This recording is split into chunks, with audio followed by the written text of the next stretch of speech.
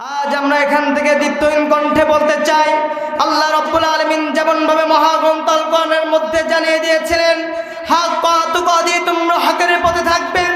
আর যখন তোমরা হকের পথে থাকবে, হকের কথা বলবে, কোরআনের হক কথাগুলো যখন সমাজে তোমরা তুলে ধরবে, তখন সমাজের কিছু কিছু মুনাফিক মার্কার লোকজন তোমাদের বিপক্ষে চলে যাবে। কথা বলেন ঠিক কিনা?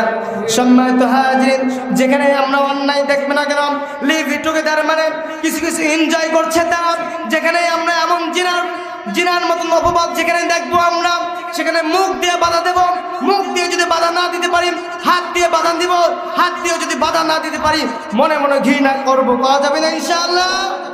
সম্মানিত হাজিরিন, আল্লাহ রাব্বুল আলামিন যেখানে হকের পথে থাকতে বলছেন, দুনিয়ার বুকে আপনি আমি চিরস্থায়ী বাঁচবো না। দুনিয়ার বুকে যে কয়দিন বাঁচতে চাই কোরআন বুকে নিয়ে বাঁচতে চাই, দুনিয়ার বুকে যে কয়দিন বাঁচতে চাই কোরআনের হক কথা বলে বাঁচতে চাই। কথা বলেন ঠিক কিনা?